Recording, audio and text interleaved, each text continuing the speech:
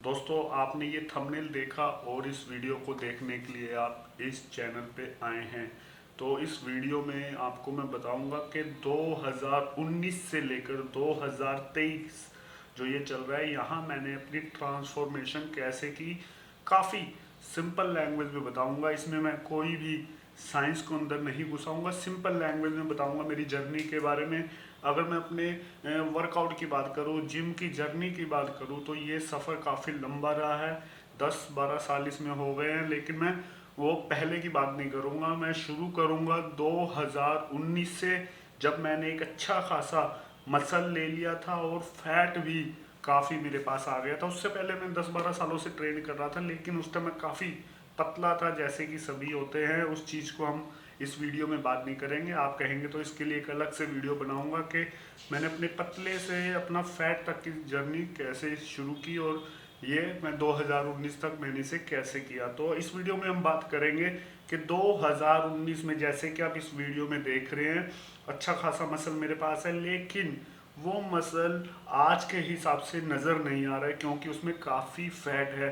तो काफ़ी सारी मिस्टेक मैंने की थी और काफ़ी सारी चीज़ों को मैंने सीखा भी है, और काफ़ी पढ़ा, काफ़ी सीखा। तो ये सब कैसे हुआ वो इस वीडियो में मैं आपको एक्सप्लेन करूँगा। 2-3 पॉइंट है जिसे मैं अच्छे से एक्सप्लेन करूँगा। अगर आप इन पॉइंट को समझ जाते हैं और अपनी बॉडी के ऊपर अपने हिसाब से काम करते हैं, तो आपकी भी ट्रांसफॉर्मेशन नेचुरल तरीके से हर हाल में आप अपनी कर पाएंगे। ये नहीं है कि आप किसी और को देख के अगर ट्रांसफॉर्मेशन करना चाहेंगे तो नहीं हो पाएगा। आप अगर अपनी बॉडी को समझेंगे, अपने आप को समझेंगे, तभी ये काफ़ी सिंपल है। तो करते हैं वीडियो को शुरू और समझते हैं कि 2019 से लेकर 2023 तक का सफ़र मैंने कैसे तय किया। तो चलते हैं, वीडियो को आगे बढ़ाते हैं। तो दोस्तों, होता क्या है, जब आप काफ़ी पतले होते हैं तो उस वक्त आपका एक ही मोटिव होता है कि आप किसी भी तरह से एक अच्छा सा वेट गेन कर लें, चाहे फैट हो, चाहे वो वेट हो, चाहे मसल हो। बस आपका सिर्फ एक यही टारगेट होता है कि आप किसी भी तरीके से, जब भी आप कोई कपड़े पहने, कोई भी शर्ट, कोई भी जीन्स पहने, तो आपके ऊपर अच्छा लगे और कमेंट करें लोग कि हाँ भी, आपको बोले कि यार काफ़ी अच्छा लग रहा है। और ये तभी पॉसिबल होता है जब आप थोड़े से बल्की से हो जाते हैं।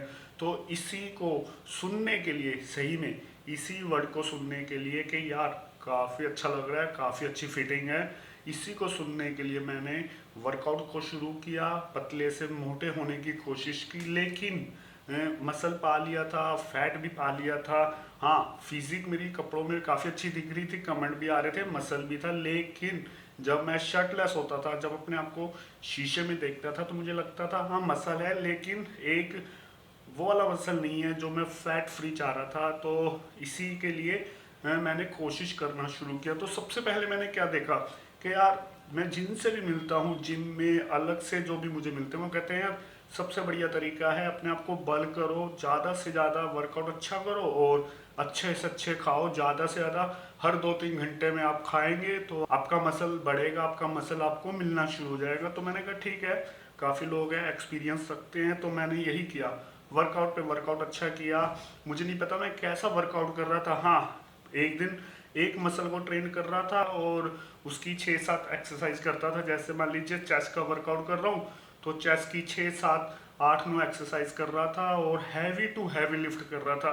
कोई सामने वाले को देखा है, कोई भैया 100 kg की बेंच मार रहे हैं, तो मैंने देखा 100 kg की बेंच मारनी है।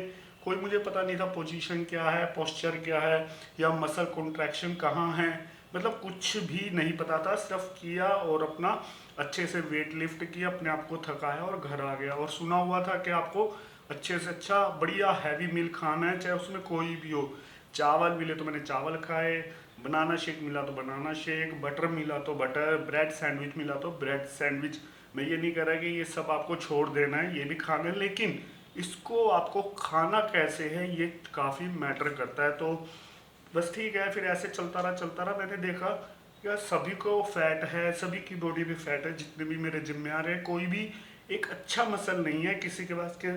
कोई शर्टलेस हो गए, फोटो खिंचवाए तो उसे अच्छे कमेंट आए। तो मैंने कहा कुछ ना कुछ गड़बड़ है। तो मैंने रिसर्च करनी शुरू की, पढ़ना शुरू किया, काफ़ी वीडियो देखी, काफ़ी समझा कि हाँ कुछ ना कुछ तो है जो मैं छोड़ रहा हूँ। वर्कआउट अच्छा कर रहा हूँ, खा भी अच्छा रहा हूँ, लेकिन कहीं ना कहीं मेरी मिस्टेक है। तो उसके बाद मैंने देखा, समझा, अपने आप को समझा, अपनी बॉडी को समझा, अपने बॉडी की डाइट को समझा, अपने वर्कआउट को समझा कि यार मेरी मान लीजिए अपर चेस्ट वीक है तो मुझे अपर चेस्ट पे काम करना है, सामने वाला अपनी लोअर चेस्ट पे काम कर रहा है तो मुझे उससे कोई मतलब नहीं है, मुझे अपनी जो मेरी वीक मसल है उस पर मैंने टारगेट करना है। तो सेम इसी तरीके से मैंने इंक्लाइन पे ज़्यादा वर्कआउट करना शुरू कर दिया। मेरी जो अपर चेस्ट थी वो वीक थी तो मैंने सबसे पहले अपना इंक्लाइन बेंच प्रेस को शुरू करना किया कि हाँ भाई पहले इंक्लाइन बेंच के 3-4 सेट लिए, उसके बाद मैंने दूसरे जो मेरी फ्लैट बेंच प्रेस है, डिक्लाइन है, उसे करना शुरू किया। अपने आप को समझा मैंने। उसके बाद 2-3 हफ्ते बाद मैंने देखा हाँ यार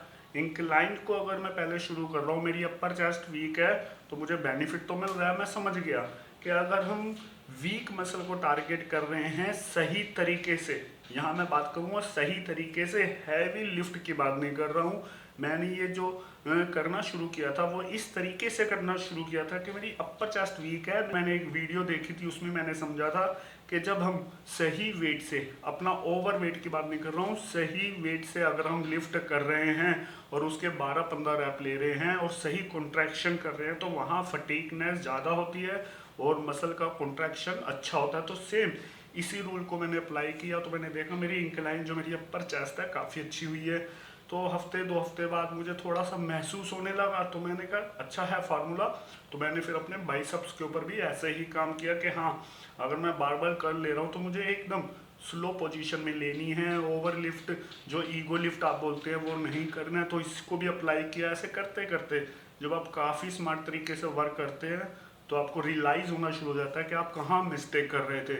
मैंने कहा यार वर्कआउट तो ठीक है, वर्कआउट मेरा अच्छा हो रहा है और मुझे बेनिफिट भी मिल रहा है, तो मिस्टेक अभी भी कुछ है। तो मैंने और पढ़ा, फिर मुझे पता चला डाइट के बारे में कि हमें क्या लेना है, कैसे लेना है। सब वही चीज़ खाते हैं, राइस भी वही खा रहे हैं, पीनट बटर भी वही खा रहे हैं, प्रोटीन का जो सोर्स है दाल राजमा जो भी है सभी ले रहे हैं, लेकिन हमें बेनिफिट अलग अलग मिल रही है। ये कैसे हो रहा है? मैंने काफ़ी पढ़ा, काफ़ी डीप समझा, काफ़ी अपने आप को समझा, अपनी रिक्वायरमेंट को समझा। उसके बाद मैंने अपना मील बनाना शुरू किया। मैंने देखा कि यार कल मैंने दाल खाई थी और मैंने ज़्यादा दाल खा ली थी, 2-3 कटोरी मैंने दाल खाई थी, 3-4 बनाना खाए थे और ऐसे ब्रेड सैंडविच खाया था। तो मैंने देखा कि यार जो मैंने कल खाया था उससे मुझे ब्लोटिंग फील हुई थी, यानी कि मैं जो खा रहा हूँ वो सरप्लस में खा रहा हूँ, कैलोरी सरप्लस में खा रहा हूँ। उस टाइम मुझे इतना पता नहीं होता था कैलोरी सरप्लस कैलोरी डेफिसिट क्या है। तो मैंने एक अनुमान लगाया था वीडियो को देख के। तो अगले दिन मैंने क्या करना शुरू किया, अगले दिन मैंने उसी दाल को, राजमा को, राइस को मैंने कम खाया और महसूस किया कि हाँ मुझे इनफ कैलोरी मिल रही है, अच्छी कैलोरी मिल रही है, लेकिन मैं अपने ब्लोटिंग फील नहीं कर रहा हूँ। तो मुझे लगा काफ़ी अच्छा है। और उसके बाद मैं बनाना शेक ले रहा हूँ तो पहले मैं 3 बनाना उसमें डाल रहा था, शहद भी उसमें डाल रहा था, शुगर का भी यूज़ कर रहा था, चीकू का भी यूज़ कर रहा था। तो वो एक हैवी टू हैवी मैं बनाना शेक बना रहा था जो मुझे बहुत ज़्यादा हैवी लग रहा था।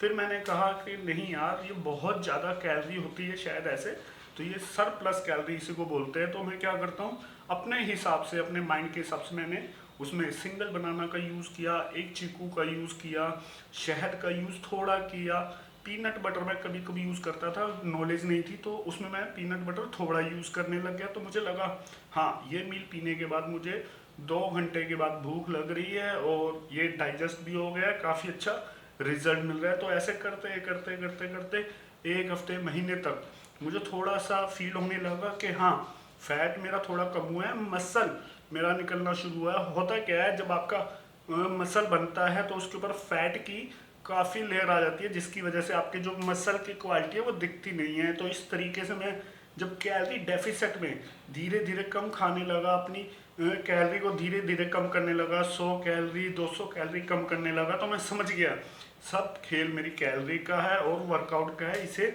मुझे समझना होगा। और ज़्यादा मैं डीप गया, सर्टिफिकेशन किए, काफ़ी कुछ समझा, तो मुझे आइडिया लगा हाँ अब सही है, अब मैं अपने आप को ट्रांसफॉर्म कर पाऊंगा। तो फिर उसके बाद अब मुद्दे की बात बता रहा हूँ दोस्तों, सबसे बड़ी बात, फिर मैंने वर्कआउट को फोकस किया कि सही तरीके से वर्कआउट मुझे करना है, यानी कि हैवी लिफ्ट नहीं करना है, वही लिफ्ट मुझे करना है जहाँ मेरा कॉन्ट्रैक्शन काफ़ी अच्छा हो, जहाँ मेरे मसल के ऊपर पूरा प्रेशर आए, तो मैं उसे करने लग गया।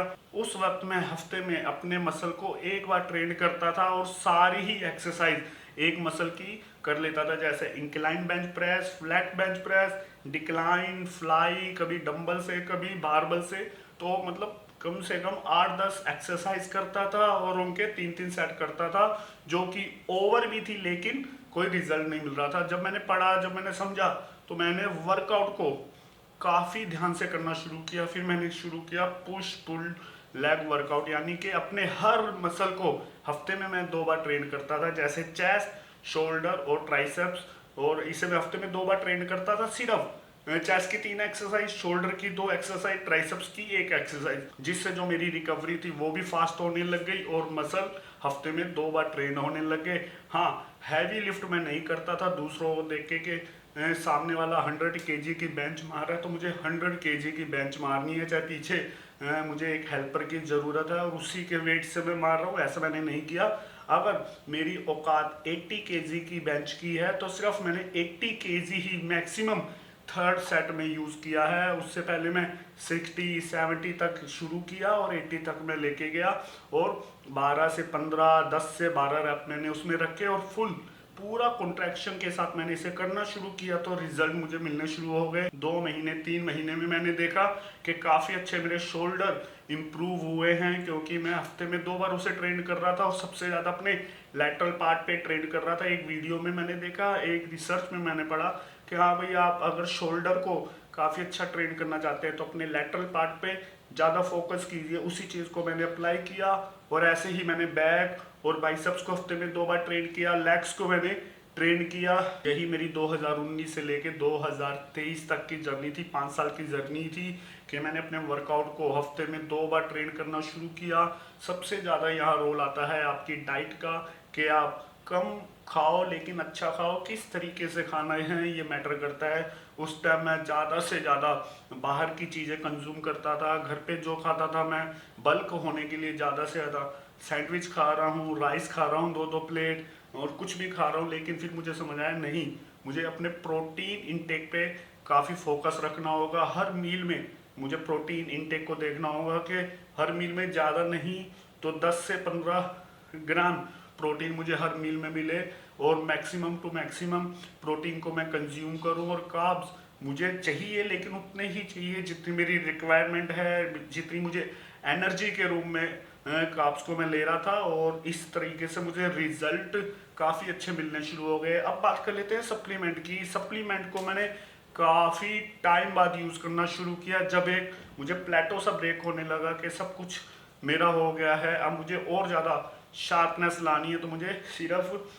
प्रोटीन और क्रिएटिन का मैंने सहारा लिया और ये चीज़ मुझे अच्छे से पता थी कि सिर्फ सप्लीमेंट 5 to 10% ही काम करते हैं। सब कुछ आपकी डाइट जो आप घर पे ले रहे हैं उसी का रोल है। सप्लीमेंट में मुझे प्रोटीन पर काफ़ी फोकस रखना पड़ा, क्योंकि जैसे कि आप लोग सभी जानते हैं मैं प्योर वेजिटेरियन हूँ। तो प्रोटीन मेरा पूरा नहीं हो पा रहा था जैसा मुझे मसल मास चाहिए था, जैसे मुझे अपने मसल की क्वालिटी चाहिए थी। फैट परसेंटेज मुझे कम करनी थी, अपना जो मसल है वो ज़्यादा अच्छे से नज़र आना चाहिए, फैट कम होना चाहिए। उस हिसाब से मुझे प्रोटीन की रिक्वायरमेंट काफ़ी थी। अगर मैं राजमा खा रहा था फिर भी मुझे कार्ब्स मिल रहा था, और दाल खा रहा था तब भी मुझे कार्ब्स ज़्यादा मिल रहा था, और एग और चिकन मैं खा नहीं रहा था क्योंकि मैं वेजिटेरियन हूँ। तो इसलिए मुझे प्रोटीन की ज़रूरत पड़ी। वे प्रोटीन मैंने यूज़ किया और थोड़ा बहुत मैंने क्रिएटिन को भी यूज़ किया। मैं तो ये कहूँगा अगर आप नॉन वेजिटेरियन हैं तो आपको प्रोटीन क्रिएटिन की ज़रूरत नहीं है। अगर वेजिटेरियन है तो आप कभी कभार इन चीज़ों का यूज़ कर सकते हैं, अदरवाइज काफ़ी सारे ऑप्शन हैं आपके प्रोटीन वगैरह के। तो आप पहले अपने 4 से 5 साल के करियर को विदाउट सप्लीमेंट अपने आप को ट्रेन करें, अपनी बॉडी को समझे कि आपकी बॉडी आपसे क्या चाहती है, वर्कआउट आप अच्छा कर सकते हैं या नहीं। और आप जब देखेंगे कि आपका वर्कआउट अच्छा होने लगा है, रिजल्ट अच्छे मिलने लग गए हैं, डाइट को भी आप सही मापदंड से ले रहे हैं, यानी कि आपको पता चल गया है कि आप कैलोरी सरप्लस लेना चाह रहे हैं या कैलोरी डेफिसिट में आपको चाहिए होना, तो आप इस चीज़ को जब समझ जाएंगे तो आप सही तरीके से अपना जो बॉडी का रिजल्ट है वो पा सकते हैं। और उसके बाद जब आप बॉडी के रिजल्ट आपको अच्छे मिलने शुरू हो जाएंगे तो उसके बाद आप सप्लीमेंट का ऐड करेंगे तो आपको काफ़ी ज़्यादा बेनिफिट बाद में देखने को मिलेगा। नेचुरल में एक टाइम लगता है, आप अपने आप को टाइम दीजिए, अपने आप को समझें, अपनी बॉडी को समझें, अपनी बॉडी की नीड को समझें। तो आप इस तरीके से अगर आप चलेंगे तो आप सही फिजिक पाने में आपको कोई भी प्रॉब्लम नहीं होगी। कम बजट में आप सही बॉडी को पालेंगे, सही फिजिक को पालेंगे। सिर्फ आपको अपने आप को समझना है, अपने वर्कआउट को समझना है, अपनी डाइट को समझना है। तो इससे ज़्यादा मैं क्या कहूँ कि मेरी 5 साल की जर्नी कैसी रही, और ये थी मेरी जर्नी इस 5 साल की। काफ़ी स्लो मुझे रिजल्ट मिले, लेकिन मैंने देखा है जो रिजल्ट मुझे मिले हैं वो मेरी समझ से ही मिले हैं।